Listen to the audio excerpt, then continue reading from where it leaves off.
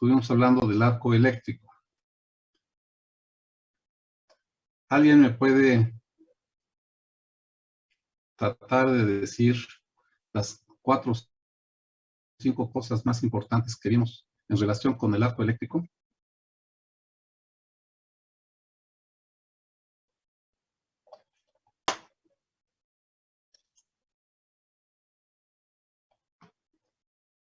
Alan Gibran.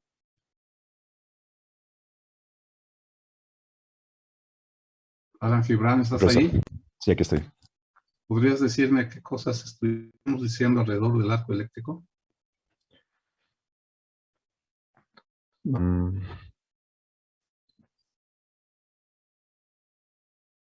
Con respecto a la seguridad, Sí, seguridad y arco eléctrico, sí.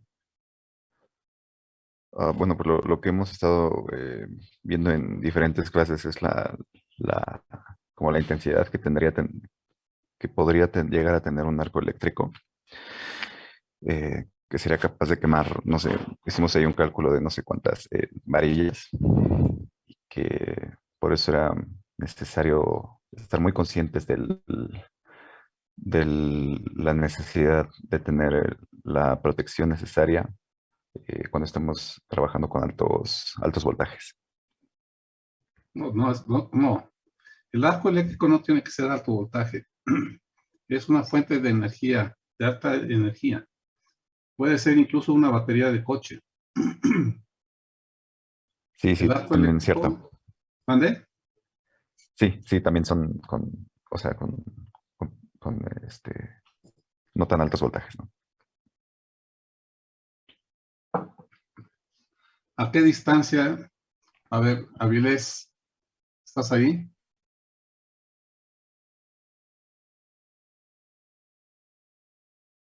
Avilés Jaimes, ¿estás ahí?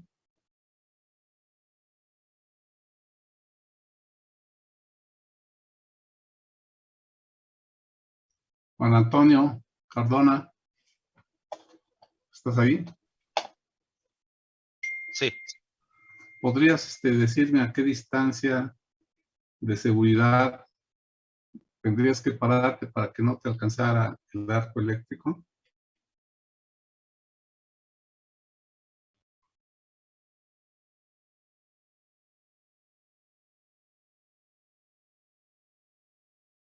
No recuerdo bien con exactitud la distancia.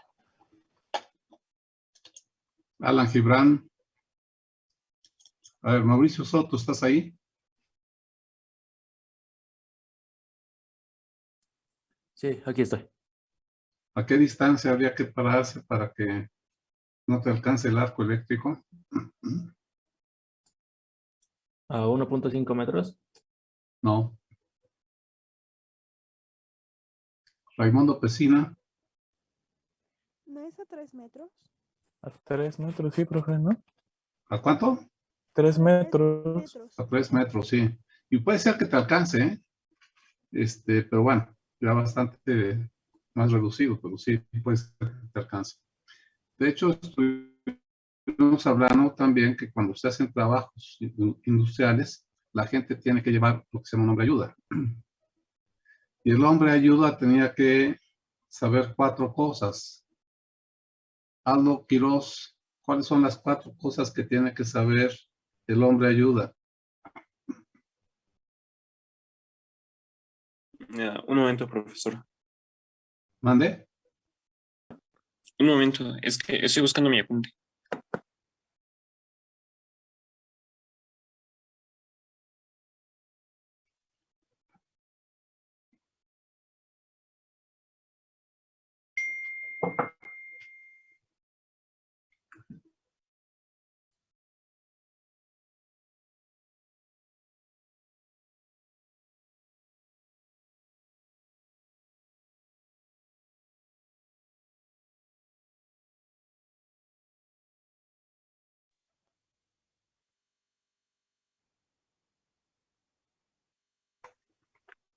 Am,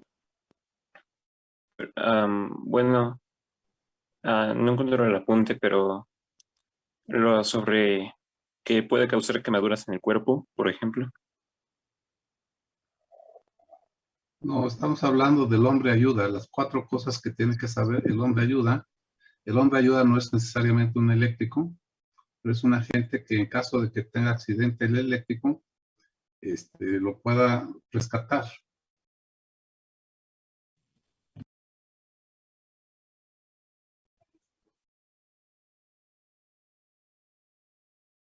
Luis Erazo.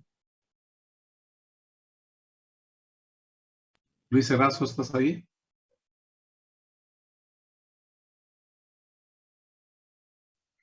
Sí, aquí estoy, profesor. ¿Podrías responderme? ¿Cuáles son las 4 cosas que tiene que saber el hombre ayuda?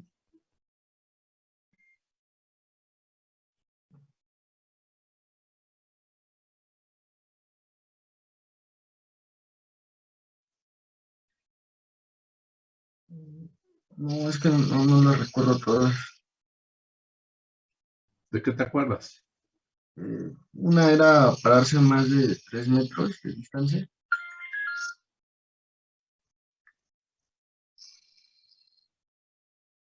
¿Alguna otra? La de buscar ayuda también. Saber cuál es el teléfono para buscar ayuda, sí. Pero son 4 cosas. Una, ¿dónde se desconecta la energía? 2, Primero debes saber dónde apagar la fuente de energía. Luego, RCP. ¿quién habla? ¿Eh? ¿Paola? No, Itzel. ¿Puedes hablar más fuerte? Casi no te escucho. Primero tiene que saber dónde desconectar la energía. Luego tiene que saber RCP. Tercero tiene que saber a quién pedirle ayuda. Y la cuarta se me olvidó. La distancia a la que tiene que estar. Ah, ¿Dónde se desconecta? ¿Cómo se da resucitación cardiopulmonar? ¿Cuál es el teléfono al que tiene que pedir ayuda? Y que tiene que regresar antes de 4 minutos para seguir dando resucitación cardiopulmonar, porque, o sea, lo primero que hay que hacer es asegurar que esa persona le das 1 o 2 ciclos de resucitación, corres a pedir ayuda y tienes que regresar en 4 minutos. De otra manera, esa persona puede llegar a tener daños cerebrales serios. Bueno.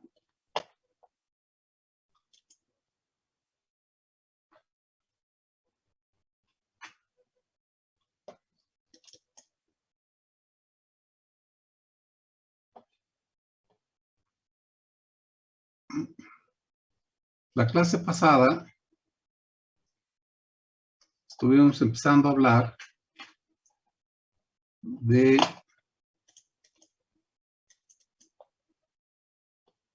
lo que son los circuitos alimentadores y los circuitos derivados.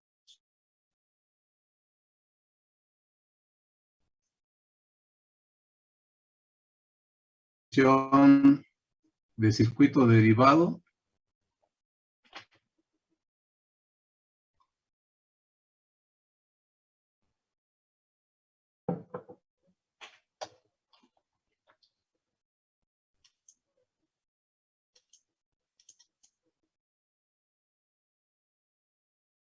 Cristian,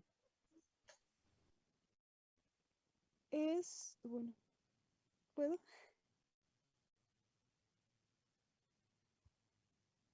no te escucho bien. El que va desde el último dispositivo de protección hasta el destino final de consumo.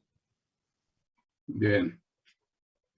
Entonces, nosotros estuvimos viendo los artículos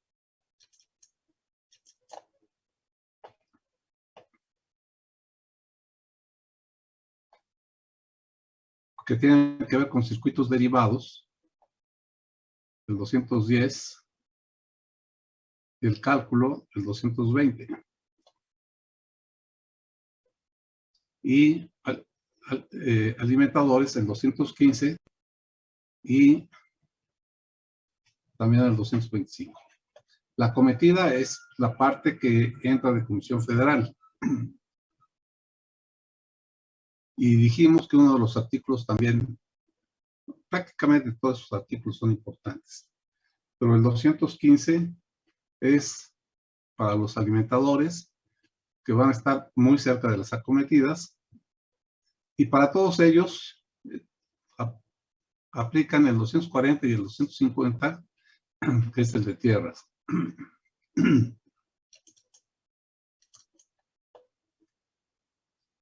Y luego, ¿mande?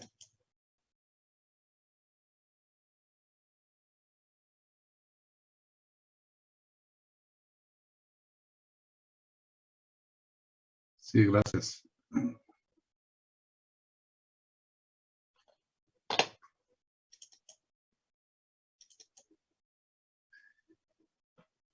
Y para varios circuitos derivados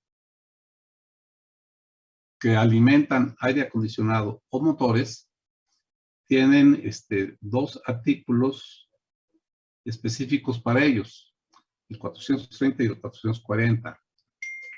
De modo que para la parte industrial, el más importante ciertamente, pues va a ser el 430. Y algunos otros también que tienen que ver, por ejemplo, con transformadores.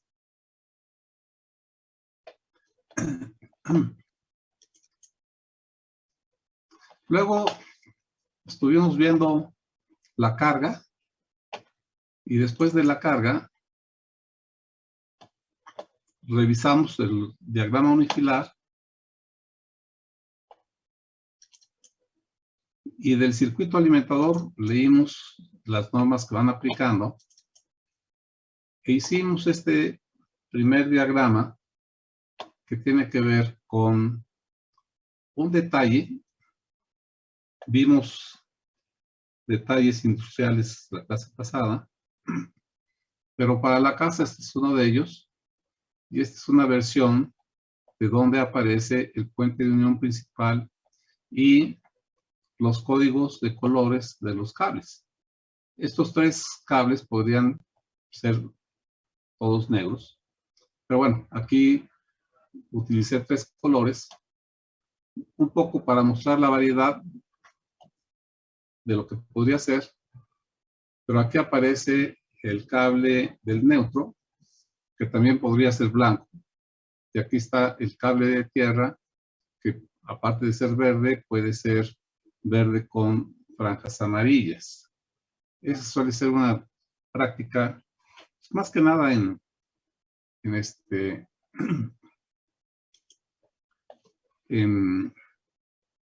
máquinas que vienen, por ejemplo, de Alemania. Ellos casi siempre utilizan el amarillo con verde como cable de tierra. Dijimos que en el proyecto que ustedes van a desarrollar van 4 detalles, el que vimos anteriormente, el del tablero que ya iremos entrando en más detalles, el de las lámparas, el de los contactos, y que a cada uno de estos detalles ustedes tienen que completarlos en la parte de abajo con la lista de partes y la forma como se instala. Luego entramos al tema fundamental de instalaciones eléctricas, que habla de la selección de cables. Estamos hablando de que hay 4 criterios que son los que aplican para la selección de cables, tanto derivados como alimentadores. Es el criterio de opacidad, que es el que vimos, el criterio de caída de voltaje, el criterio de cortocircuito y el criterio de aislamiento, que tiene que ver para cuando los sistemas, y estamos hablando principalmente de voltajes mayores. Ya habíamos hablado hace tiempo de cuáles son los voltajes nominales que puede haber, pero pues, vamos a decir, típicamente en la parte industrial están los 440 o 480 volts. Antiguamente había 2160. Ya no es un voltaje. Gracias, bebé. Bueno, ya no es un voltaje que se encuentre. Esencialmente, el voltaje común ahora en las industrias de media tensión es 4160 volts. En México había 6900. El industrial correspondiente es como de 7200.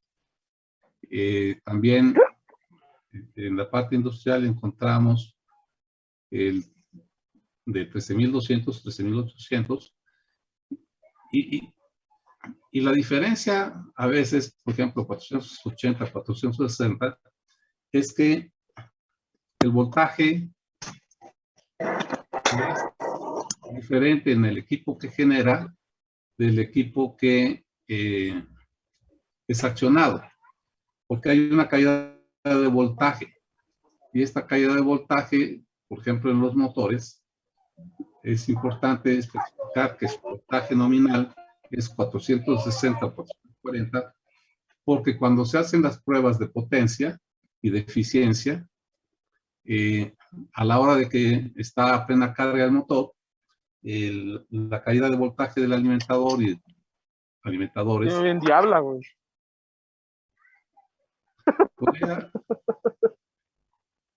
Hay alguien que tiene abierto su micrófono y que está sonriendo. ¿Sería tan amable de poner su micrófono o apagarlo?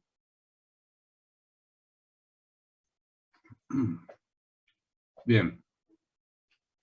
Gracias. Luego estuvimos hablando del alimentador, cómo se calcula la ampacidad, lo que era la ampacidad. Pusimos esta tabla, que son los datos que podemos estar utilizando a lo largo de este curso, para hacerlo fácil. Hablamos del factor de temperatura y el factor de agrupamiento. Esto nos lleva a que la parte más delicada, por decirlo de alguna forma, de un conductor es su aislamiento. Y el aislamiento tiene dos temperaturas límites, las que establece cuando se tiene corriente continuamente cargando o alimentando. Y la otra temperatura es la que se puede alcanzar bajo condiciones de cortocircuito. Pasando esos límites, vamos a encontrar que se daña permanentemente el conductor. Y este aislamiento, la temperatura está dada por la clase de aislamiento. Estuvimos hablando de los aislamientos tipo TW, THW y THHN, y las temperaturas que pueden alcanzar pues son en condiciones de corriente normal 60, 75 y 90 grados. Solamente para mencionar los más comunes. Aquí aparecen estas tablas, que aparecen los cables, los tipos de cables y las temperaturas límites a las que se pueden someter.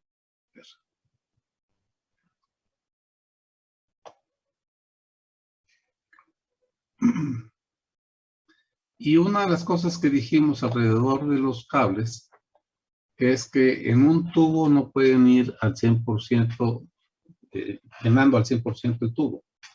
Tiene que haber una capacidad que es del orden del 60% del tubo para que la temperatura pueda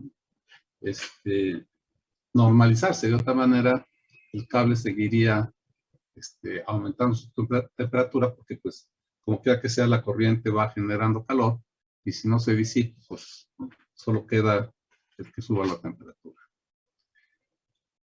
Y este fenómeno de que el cable se caliente va a tener un impacto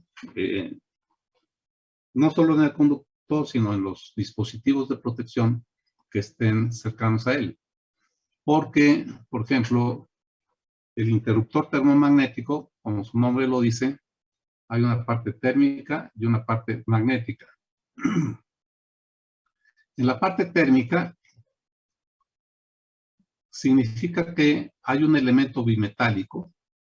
Yo no sé si ustedes hayan visto alguna vez un elemento bimetálico, pero vamos a decir es la conjunción de dos metales diferentes que a la hora que se calientan, cada uno tiene un crecimiento diferente del otro metal.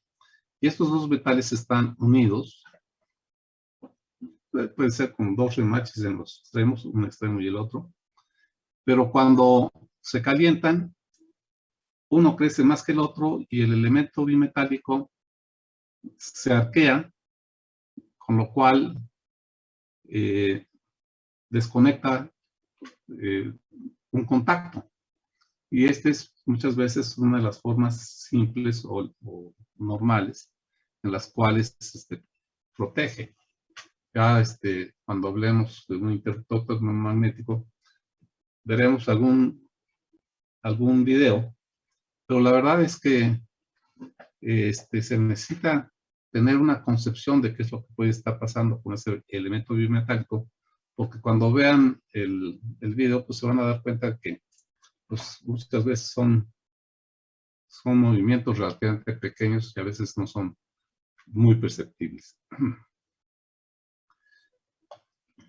Y aquí estamos diciendo que este cable que puede subir su temperatura, algo que estuvimos diciendo, es que, por ejemplo, en esta tabla, cuando al calibre 14, por ejemplo, y estas corrientes están un poco derrateadas. El 14 con frecuencia puede con 20 amperes, pero en la clase yo lo utilizo con 15 amperes. Pero cuando pasan los 20 amperes en el cable 14, dependiendo del tipo de aislamiento, alcanza la temperatura de 60 o 75 grados centígrados. Si hay un elemento térmico conectado al cable, el cable que subió a 75 grados va a calentar al elemento térmico y el elemento térmico va a terminarse abriendo, de modo que no vamos a poder sacar muchas veces toda la corriente que podríamos sacarle a un cable porque contagia de temperatura el elemento térmico y es por eso que en esta lámina, cuando estamos hablando de cargas continuas, tenemos que aplicar un porcentaje de 25% extra para que de esa manera baje la temperatura y nos permita operar sin contratiempos un circuito, porque si bien es cierto que el circuito estaría protegido, el circuito no podría, vamos a decir, dar toda su operabilidad que tendría que poder tener. ¿Por qué? Porque al llegar a la carga, si la carga es continua, va a terminarse abriendo y entonces habría que estar reseteando continuamente esa protección. Y esto hace que pues sea, o sea, no se cumpla la función para la cual fue diseñado ese circuito. Entonces estamos hablando de los 4 criterios para seleccionar conductores y hoy nos toca empezar a hablar del criterio de caída de voltaje. El criterio de caída de voltaje, como se lo pueden imaginar, pues es que en el alimentador y en el circuito derivado hay que limitar la cantidad de caída de voltaje que puede haber. En las normas se habla del 5%.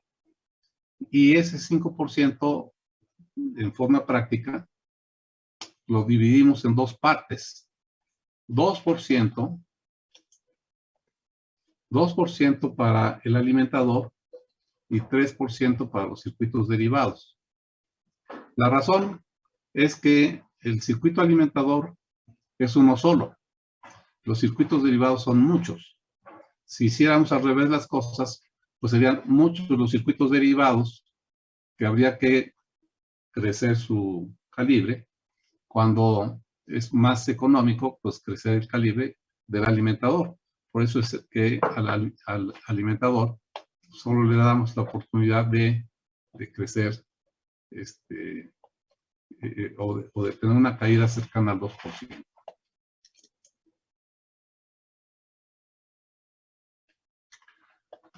Aquí aparece la fórmula de la caída de voltaje. Y esta caída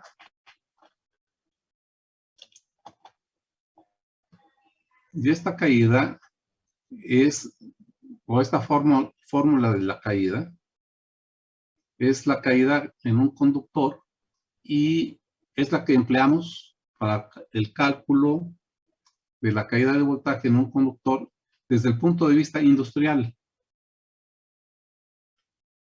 En las tablas de las normas, al final de las normas, hay unas tablas donde aparece la resistencia y la reactancia.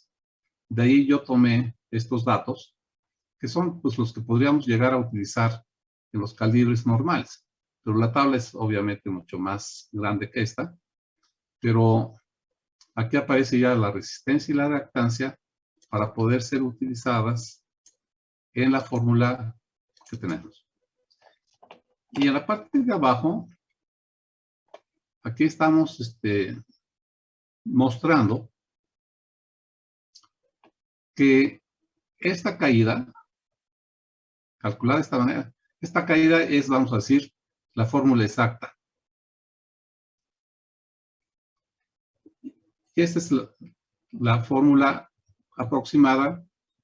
Y como vamos a ver en esta tabla, en esta gráfica, alcanzamos a ver que el error, si no consideramos el término que está aquí bajo esta raíz cuadrada, al no considerar esta parte, el error es esta pequeña fracción, lo cual en términos prácticos no suele ser relevante.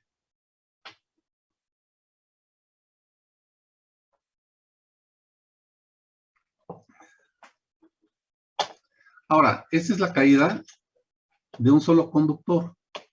Si estamos hablando de un sistema que es monofásico, pues la misma corriente que va por la fase, pues regresa por el neutro, y esta es la razón por la cual necesitamos multiplicar por 2 la caída de voltaje. Y si es trifásico, entonces es necesario multiplicar la caída de voltajes para tener el voltaje, vamos a decir, en terminales del motor, por 1.73. Entonces, utilizando esta fórmula, la corriente de línea es generalmente el valor máximo que se asume cuando se tiene la capacidad de acarrear del conductor. Acuérdense que si nosotros llegáramos a cambiar un motor que sea menos eficiente, pero dentro de las normas permitidas en México, pues el motor puede llegar a ser menos eficiente y no vamos a cambiar el alambrado solamente porque cambiamos el motor, pero es más ineficiente. La eficiencia del motor está regulada por las normas mexicanas y también en Estados Unidos por las normas NEMA, National Electrical Manufacturers Association.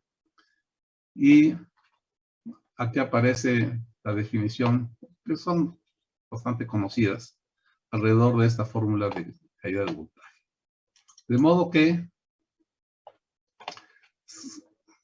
en nuestro caso, en la casa que tenemos, si el alimentador está a 50 metros de distancia, y la pongo un poco larga, porque pues, en primer lugar, esa casa que vieron es una casa que sí se construyó, y la cometida estaba aproximadamente hasta esos 50 metros. Entonces, en circuitos residenciales no se considera normalmente la reactancia.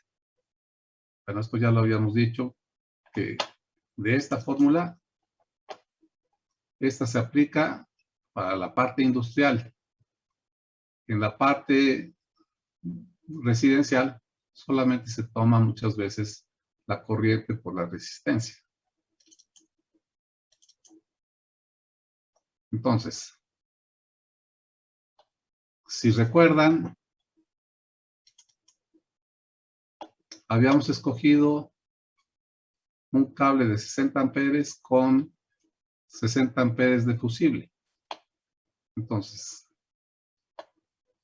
bajo esas condiciones, calculamos los 60 amperes por los 40 o 50 metros y el cable que teníamos era un cable número 6.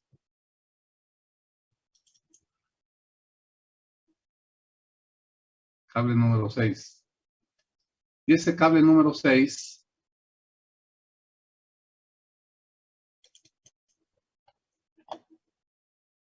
tiene 2.08 ohms por kilómetro.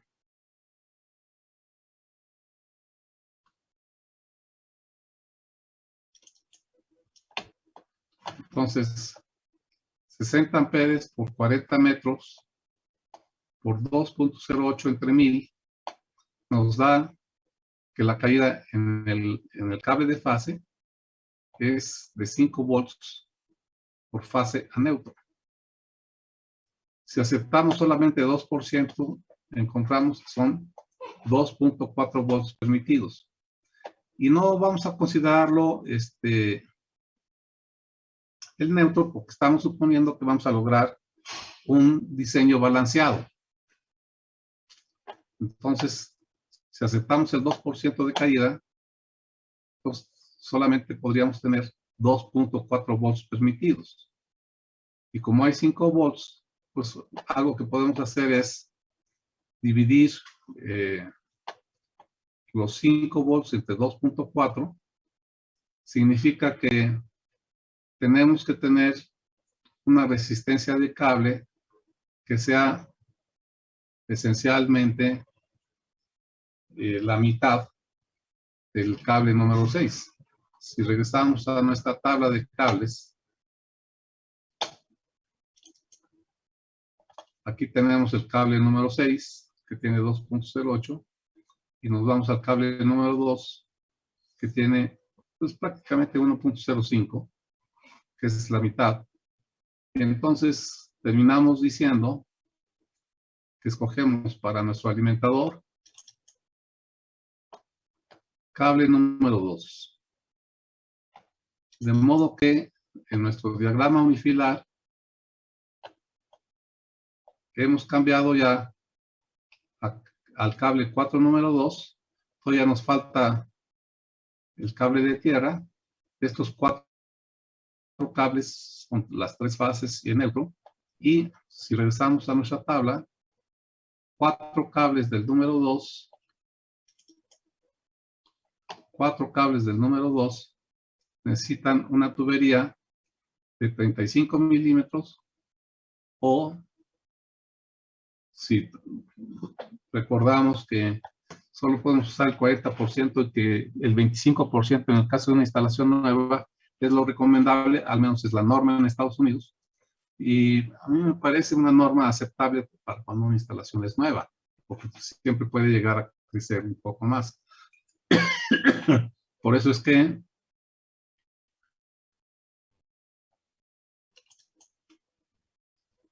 aquí estamos apuntando que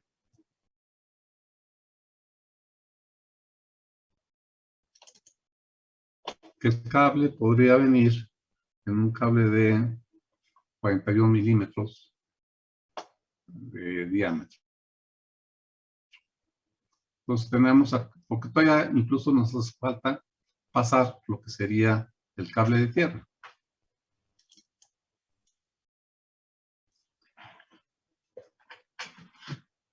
Esta lámina,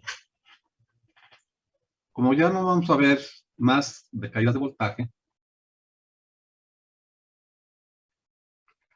aquí aparece una serie de cosas de cómo se harían las caídas de voltaje muchas veces en en circuitos industriales. Existe un programa de computadora que suele llamarse de flujos de potencia. Es un programa de computadora que muchas veces se utiliza, por ejemplo, Comisión Federal para hacer sus estudios de caída en los circuitos de líneas de transmisión, etcétera. Pero también se llega a utilizar en los diseños industriales, especialmente si llega a haber generadores de emergencia, sobre todo si llega a haber diferentes condiciones de generación o diferentes condiciones de carga. En la parte industrial, acabamos de ver cómo se haría el cálculo del alimentador y es exactamente el mismo que sería en el caso de un motor. Pero los motores, como ya veremos después y probablemente lo recuerden, cuando arrancan consumen una considerable cantidad de energía y de corriente y entonces hay caídas de voltaje que no pueden ser excesivas porque si no, todo el sistema de control se pierde. Y entonces se utilizan estos programas de flujos de potencia. Y en el programa de flujos de potencia estamos hablando de que se definen 3 tipos de buses. Uno que es el slack, los buses de generación y los buses de carga. El slack es un bus de generación, pero sucede que como no sabemos cuáles van a ser las pérdidas del sistema, a una planta generadora tú le puedes decir, quiero que generes 10 megawatts. Y entonces nosotros a un bus de generación le decimos 10 megawatts, pero el slack es el que va a tener que absorber la diferencia que dé la suma de las cargas más todas las pérdidas. Por eso es que hay un bus que se llama slack. Pero en el caso de la industria, normalmente el único bus de generación, el que viene de Comisión Federal, es el que se considera como bus slack. Y luego se definen todas las resistencias y reactancias de cada una de las conexiones que hay, incluyendo transformadores. Una de las aplicaciones fundamentales que tiene el estudio de flujos de potencia cuando se trata de industrias es el determinar los taps de los transformadores bajo diferentes condiciones de generación y de carga, que pueden ser necesarios estar cambiando los buses o los taps de los transformadores. Entonces, la salida sirve para calcular o determinar lo que se llama el spread, o sea, cuál es la diferencia de voltaje desde la generación hasta la última de las cargas. Y las caídas de voltaje desde no carga hasta plena carga. ¿Por qué? Porque muchas veces los sistemas industriales, si llegan a tener motores muy grandes, entonces lo que hay que hacer es arrancar el motor más grande primero y luego se arrancan los demás motores, porque si ya está toda la carga y arrancamos el motor más grande, la caída de voltaje puede hacer que toda la planta se nos vaya. Entonces, por eso es que muchas veces se utiliza esto y sirve para ajustar los taps de los transformadores y también, pues muchas veces nos sirve para ir entendiendo en dónde conviene aplicar capacitores para poder corregir los factores de potencia. Entonces, el estudio de flujos de potencia se dedica a eso precisamente. Y en los sistemas industriales también se llega a utilizar para calcular la caída de voltaje al arranque del motor más grande, que es un poco lo que platicábamos hace rato. Y la cantidad de corriente que toma un motor depende de lo que se llama su letra de código, y muchas veces es letra NEMA, y puede ser A, B, C, D, F, G, en fin. Y cada una de ellas habla que por cada HP del motor, ¿cuántos kVAs se consume ese motor al arranque? Cuando veamos esto en la parte industrial, veremos que el factor de potencia cuando arranca el motor es bastante bajo y al ser bastante bajo, pues depende también mucho de su tamaño. puede ser desde un 40% para motores relativamente pequeños hasta aproximadamente un 15% en motores que son muy grandes. En la industria siderúrgica, los motores suelen ser pues, hasta de 8,000 caballos, especialmente para sus molinos de laminación.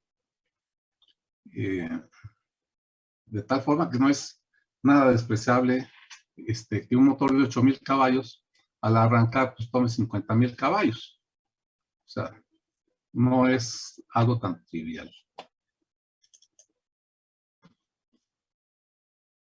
Hay dudas alrededor del criterio de caídas de voltaje.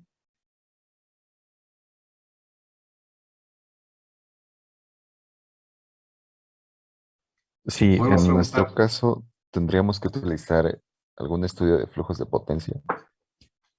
En nuestro caso no vamos a hacer estudios de flujos de potencia, pero sí quiero dejarles claro que existe esa posibilidad. Para mis amigos los eléctricos, pues seguramente, pues no sé si todavía en la facultad o a nivel de maestría, es cuando empiezan a haber flujos de potencia. Pero el simple hecho de que sepan que existe ese estudio, que es uno de los estudios más importantes cuando se habla de energía eléctrica, y si la industria llega a ser grande y llega a tener motores grandes, sí es conveniente pensar en hacer un estudio de flujos de potencia. ¿Responde eso a tu pregunta? Sí. ¿Alguna otra duda alrededor del criterio de caídas de voltaje?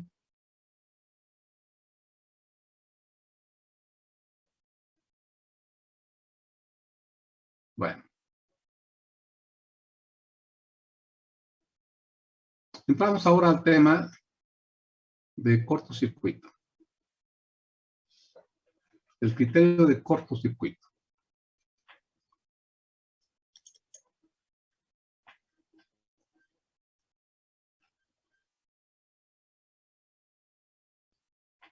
Aquí tenemos un circuito que viene en una fase, X1, X2, X3. X0 suele ser el neutro. Y el neutro, aquí está el puente de unión principal, aquí está el transformador. Y en este sistema, pues aquí vemos la parte que se conecta a tierra, el equipo de puesta a tierra. Y en la parte industrial, pues verán que hay una red de tierra por abajo y también hay un conductor de puesta a tierra. Y aquí tenemos, pues, lo que se llamaría la protección. Puede ser de diferentes tipos.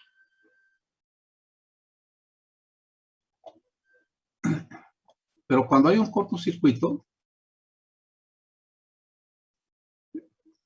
el cortocircuito va a afectar a la temperatura de este conductor. Y ya habíamos dicho que en condiciones de cortocircuito, el conductor tiene que poderlo aguantar, porque cada vez que haya un corto, no podemos pensar en reemplazar todos los conductores. Entonces, la condición de cortocircuito es una condición temporal, pero se puede uno imaginar que si este tubo es relativamente grande, el cortocircuito va a ser tan rápido y va a calentar tan rápido el cobre que no se puede pensar que el calor que está dentro del tubo se vaya a poder disipar. Estamos hablando de una fracción de un segundo donde el conductor puede subir hasta fundirse rápidamente. Ya hemos hablado un poco de lo que es el arco eléctrico y el cortocircuito, como quiera que sea, es un arco eléctrico. Entonces, bajo el cortocircuito, el cable va a estar aumentando su temperatura rapidísimamente. El elemento más sensible del cable, ya habíamos dicho, es el aislamiento. Pues dependiendo del aislamiento, las normas nos van a permitir que la temperatura de este conductor suba hasta su temperatura de cortocircuito, que la máxima permitida va a ser, según el aislamiento, 200 o 250 grados centígrados. Y este cable tiene que aguantar el cortocircuito hasta que el equipo de protección abra. O sea, van a ser una combinación de dos elementos. La cantidad de corriente que puede circular, que depende del cortocircuito, la magnitud, y la cantidad de tiempo que tarda en abrir la protección.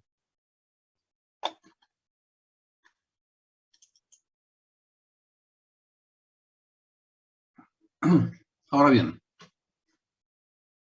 aquí en forma rápida, y es para las casas terriblemente conservadora, pero vale la pena que cuando hablamos de la parte industrial, pues el cortocircuito no puede ser más grande que lo que estamos poniendo acá. Porque muchas veces era pedir a la Comisión Federal, oye, dame la impedancia de cortocircuito que está en mis bornes de mi subestación. Pues se puede uno pasar muchas veces un año y no le dan a uno esa respuesta. Entonces, la forma más conservadora es decir, vamos a trabajar bajo una hipótesis que se llama bus infinito. Significa que, pues, Comisión Federal tiene una impedancia prácticamente cero. Entonces, el cortocircuito en nuestra instalación va a estar limitada solamente por el transformador. En el caso de la casa, el transformador más grande que utiliza CFE para distribución es de 112.5 kVA. En la parte industrial, obviamente, puede ser 1000, 1500, 2000, 2500 kVA. Pero como vamos hacia la parte de la casa, hacemos el cálculo de cortocircuito y este cálculo de cortocircuito es esencialmente el mismo que haríamos si tratamos, y si no hay problemas, hoy te explico qué problemas puede haber, utilizamos la hipótesis de bus infinito. Entonces, un transformador de 112.5 kVA con un porcentaje de impedancia de 3.5, entonces, en por unidad, sería 1 entre 0.035, que es esta impedancia, nos da que la corriente de cortocircuito es de 28.57 por unidad, y 1 por unidad va a valer 295 amperes, aquí aparece 112.5 entre la raíz de 3 por 220, y entonces nos dice que el cortocircuito va a ser de 28.57 por 295, da 8.445 amperes. Esta cantidad de corriente es la cantidad que tendríamos que poder abrir desde los fusibles o desde los interruptores termomagnéticos. Los estándares para casas son de 5 kiloamperes y de 10 kiloamperes. Entonces acá estamos escogiendo nosotros para todas las protecciones de la casa en los tableros uno de 10 kiloamperes y pues es lo que estaríamos aplicando. Entonces con esto aplica al interruptor y al cable. O sea, pero vamos a entrar un poco en qué es lo que se busca con la protección y ampliarlo un poco más en los términos, porque como aquí vamos a ver el principio de protección y de coordinación de protecciones, necesitamos entrar a entender qué es de qué estamos hablando. Entonces, el cortocircuito que escogimos es de 8.5 kiloamperes. Bueno, no lo escogimos, es el que nos da. Eso nos llevó a que cuando escogimos la caja de fusibles tiene que poder abrir esos 8.5 kiloamperes. Pero aquí lo que estamos viendo es que los fusibles que van dentro de esta caja, gracias a que son fusibles, puede tener una capacidad interruptiva de 100 kiloamperes. O sea, en forma sobrada, el fusible puede abrir ese cortocircuito. No sucede lo mismo con los interruptores termomagnéticos.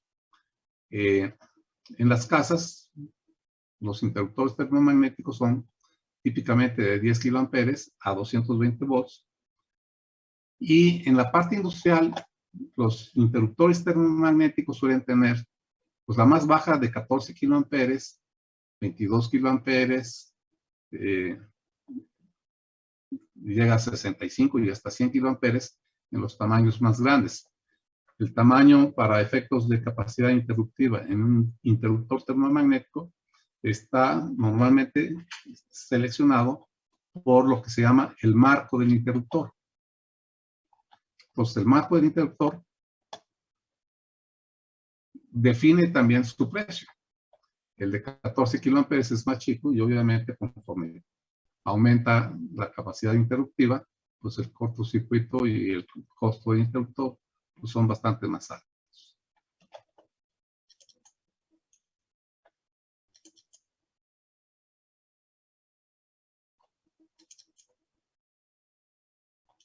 Entonces, ya vimos que nuestros fusibles que seleccionamos anteriormente era de 100 kiloamperes. Recordarán lo que ya estuvimos en algún momento platicando. Estábamos hablando de que cada alambre, cada conductor, tiene que ser protegido por sobrecorriente y por sobrecarga. La sobrecarga en este caso queda a cargo de los 60 amperes del fusible, que era un cable 6, y los 100 kiloamperes del cortocircuito, que es la sobrecorriente. Ya vimos el catálogo. Y cada fusible tiene una curva. La curva de un fusible es como esta. La curva de un fusible es como esta que está aquí. Esta. Les recuerdo que en la coordinación de protecciones tenemos por un lado la corriente y en el caso de las ordenadas, el tiempo. O sea, casi siempre estamos en ingeniería más familiarizados con que de este lado esté el tiempo, pero acá lo que está en las abscisas es la corriente y en las ordenadas está el tiempo. Ahora bien, esta es la curva de protección de un fusible. Define 3 áreas. Toda esta área donde el fusible no se abre. Toda esta área donde el fusible sí se abre. Y esta área donde no se sabe, hay incertidumbre si abre o no abre el fusible. Entonces, esta es la curva de protección. ¿Por parte de quién? Del fusible. Es diferente la curva de protección del interruptor termomagnético. Pero se va a ver reflejado en este espacio de corriente-tiempo. Será diferente, pero va a tener también su curva de protección. Y cada equipo, en este caso el conductor, pero cada equipo puede ser un transformador, puede ser un motor, puede ser el conductor como está acá, tiene una curva de lo que aguanta. Abajo de esta curva aguanta. Arriba de esta curva ya se dañó. La norma o la regla fundamental para efectos de protección es que la curva de protección del interruptor o del fusible quede abajo de la curva de lo que aguanta el equipo. Entonces, aquí tenemos, por ejemplo, un cortocircuito. Si este cortocircuito fuera, vamos a decir, viene acá y abre en todo este tiempo. Lo que nos está diciendo que con este cortocircuito, el cable aguantaría todo esto y todo este tiempo. De tal forma que alcanzamos a ver que el cable tiene que estar aguantando el cortocircuito durante el tiempo que tarda en abrirse. Esa es la combinación de los dos factores fundamentales que sirven para la protección en el caso de los equipos. Entonces, hay dudas en relación con el criterio de protección y cómo hay curvas de protección y de lo que resiste el equipo. Sí, profe. Entonces, esta curva que está más en el extremo derecho es la de los equipos. Es la del cable en este caso. Ahorita vamos a entrar con un poco más de detalle a que se vean las curvas de los cables, pero hay otro concepto de protecciones que vamos a entrar a verlo ahorita, pero por lo pronto el principio fundamental es: este es lo que aguanta, este es lo que protege, y lo que protege tiene que disparar, abrir, antes que se dañe el equipo. Ok, sí.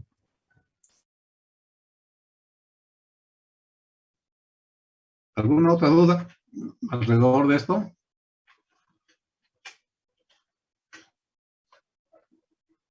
¿Ya no hay dudas?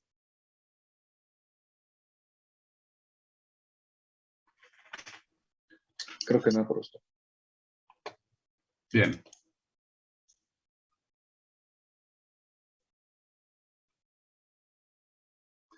El otro criterio fundamental, y aquí está mal escrita esta palabra,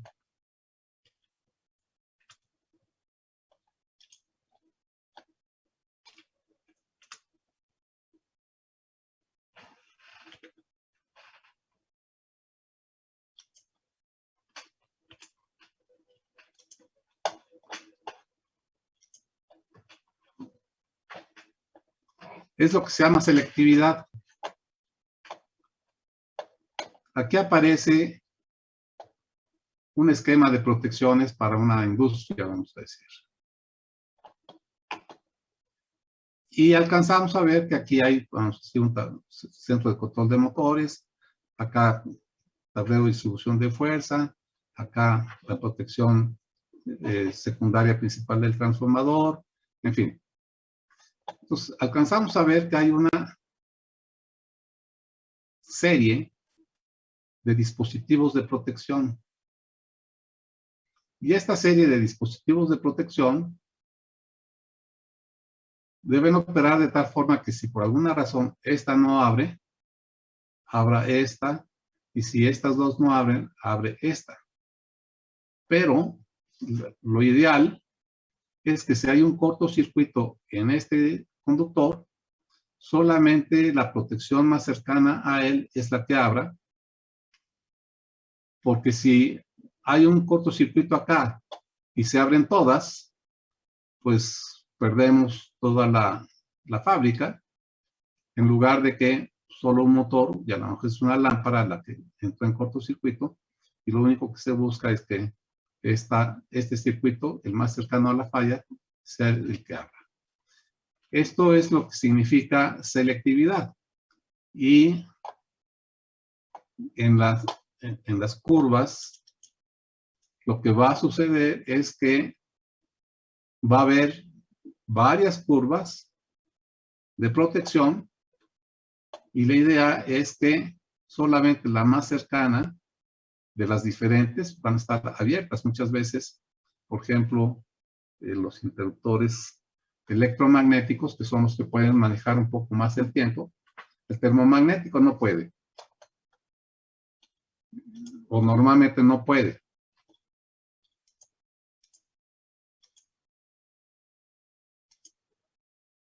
El termomagnético no puede. Casi siempre opera pues una fracción de ciclo. El electromagnético puede tener estas curvas como estas. Bueno, no son así, pero vamos a decir, a final de cuentas, conceptualmente vale la pena decirlo. Entre esta y la que sigue hay punto 15, o sea, la primera abre en punto 15, la otra en punto 3 y la otra en punto 5 de segundo, de tal forma que esas diferencias de tiempo hacen que la que primero abre es la que opera con los tiempos más cortos.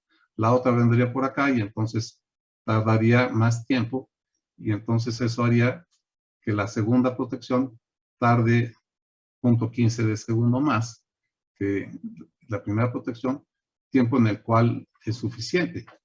Cuando las protecciones eran como de discos, como los kilowatímetros o kilowattorímetros antiguos, muchas de las protecciones tenían sus discos de inducción. Entonces muchas veces empezaban a acelerarse y pues la aceleración hacía que se siguiera de frente y a veces resultaba un poco complicado poder coordinar las protecciones. Tenía que haber diferencias sustanciales en el cortocircuito para que pudieran operar.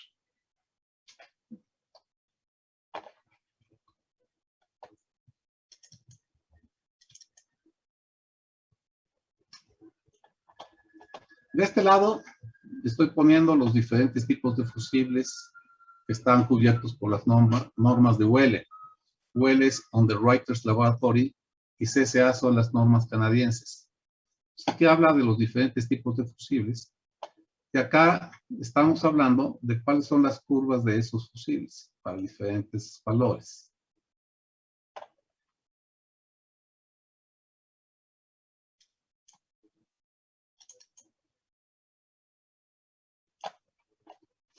Esta es la fórmula para calcular las temperaturas. En caso de cortocircuito, depende de su calibre, en este caso de los circular mills, del calibre del cable.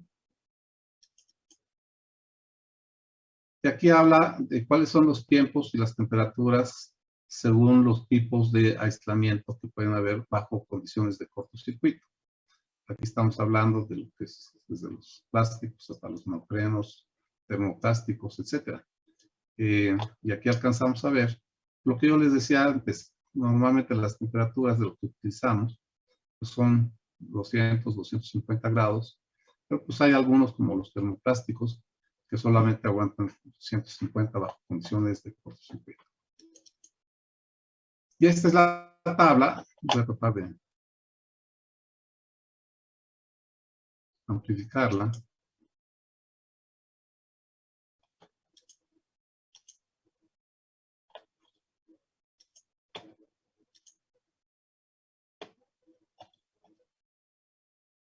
Aquí alcanzan a ver los calibres de los cables. Nosotros tenemos un calibre 2 en nuestro alimentador y este es lo que aguanta. Y aquí alcanzamos a ver los tiempos típicos en los que abren diferentes tipos de protecciones. Aquí estamos hablando, por ejemplo, es el tiempo de un fusible. Les decía yo que es como cercano a medio ciclo o un ciclo. Entonces acá nosotros vemos, por ejemplo, el cable 2. Este cable 2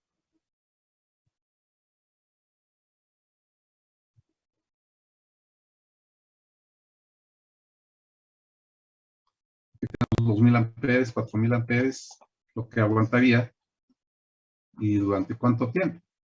Si nosotros utilizamos fusibles limitadores de corriente, pues estamos hablando de que estos 2000 amperes que hay de cortocircuito tardaría 0.004 en abrir y podríamos estar poniendo, si ese fue el caso de esa protección,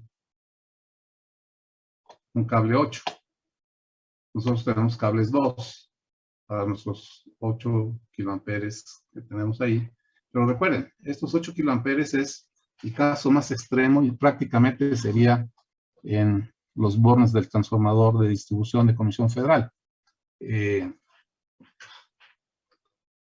Con esto lo que quiero decir es que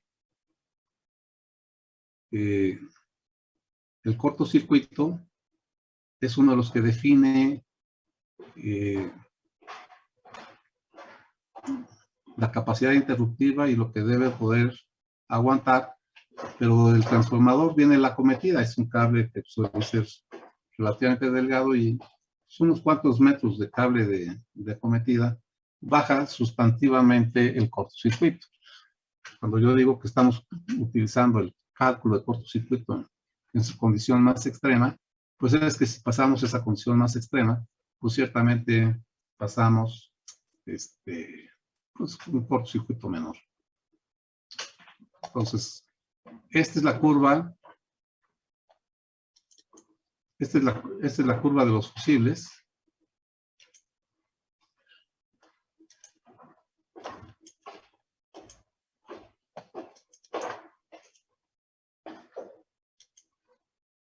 La curva de los fusibles. Voy a ampliarla.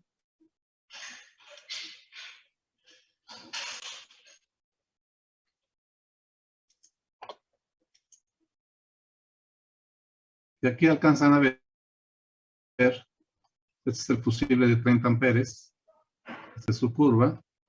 Aquí están los amperes de la corriente de cortocircuito RMS simétricas. Aquí vemos esa curva. Y pues nosotros estaríamos hablando pues de este fusible de 60 amperes, sí, de 30, el de 60 es este, para 8000. Estamos hablando de 10,000. No, pues se va casi en instantáneo. Alcanzan a ver que el fusible abre y opera rapidísimamente. Bien, jóvenes, con esto